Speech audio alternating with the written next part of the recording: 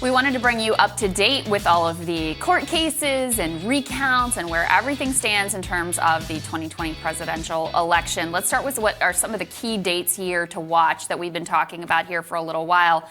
This is when all of the states have to certify their votes and their counts in those states. So the first one is actually really significant. It's just tomorrow in the state of Georgia. We're going to have more on Georgia in just a moment. So their results are supposed to be certified then. Arizona is November 30th. December 1st comes Nevada and Wisconsin. December 13th is the state of Michigan. Some states, they don't have a date certain, so one of those is Pennsylvania, obviously a really important swing state here. And then the Electoral College meets on December 14th, so everybody has to be done in no uncertain terms by December 14th. One of the key things that is happening today is the Georgia recount. You'll recall Georgia automatically went to recount because the race was so close and so narrow.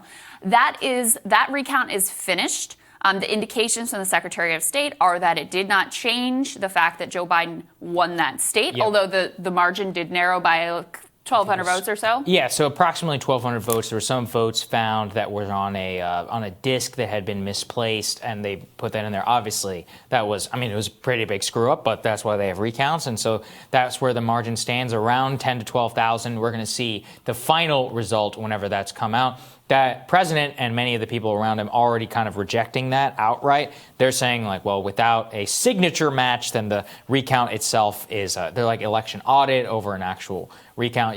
I'm just previewing for you what you're going to hear. But the actual certification of the results is going to come on Friday, and that's the ball game. Yeah. Once they certify, that's it. That's what they send to the Electoral College, and that's essentially how those electoral votes get locked up, and that's something that people need to be aware of. Now, the next one we should talk about is Wisconsin.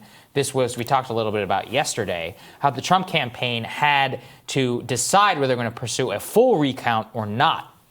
What we learned is that they were going to pursue a partial recount in the state of Wisconsin, in the largest counties there where they've alleged fraud in Milwaukee. Now, again, the lawsuits there have not gone anywhere. They're all completely dismissed outright. But there has been some clashes, kind of like what we see in Wayne County. Here's something I didn't know. I did not know it's a partisan thing to certify election results. Every one of these boards is two Democrats and two Republicans. Equal representation from both the parties. Yeah, not working out so well. In Wisconsin, people, clashes, there's flying.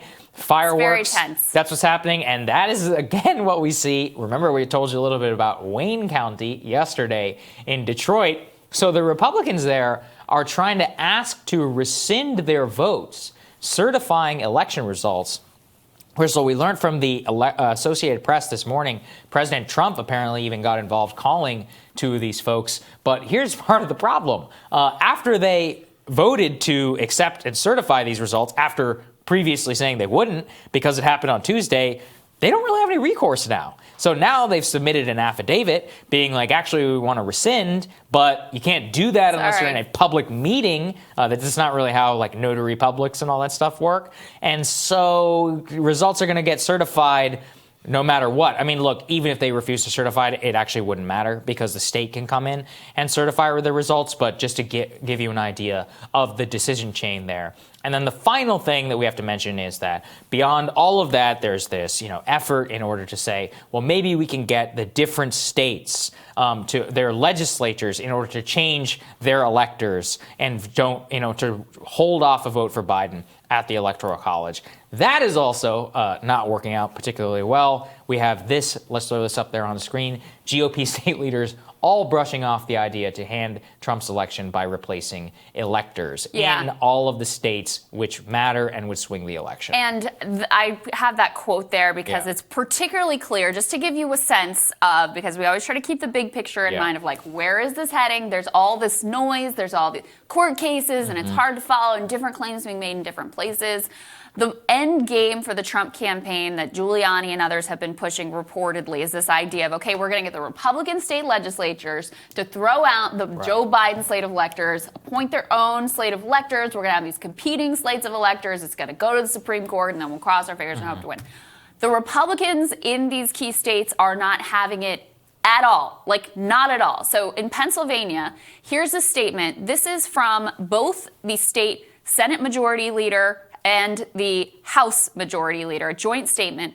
They said the Pennsylvania General Assembly does not have and will not have a hand in choosing the state's presidential electors or in deciding the outcome of the presidential election. To insinuate otherwise is to inappropriately set fear into the Pennsylvania electorate with an imaginary scenario not provided for anywhere in law or in fact. Yes. Pennsylvania law plainly says that the state's electors are chosen only by the popular vote of the Commonwealth's voters. We read to you before some of the comments from the Republican Senate Majority Leader in the state of Michigan, where the Wayne County thing was all going down. Same thing, very clearly said. Joe Biden won the state, and we will seat electors for Joe Biden. So if you were concerned that this is going to head to some sort of constitutional crisis, these officials that are in the state are saying absolutely not. This would not be legal. We have no intention of doing this. No. And remember, even if they did, there is zero evidence that it would pass muster at the Supreme Court. It would have to be the states themselves would have to prove that their own elections were fraudulent and a civil rights violation of Donald Trump. And given how those lawsuits have gone, 1 for 25 so far, good luck proving that in a court of law. So, all right. Well, I have more rising for you after this.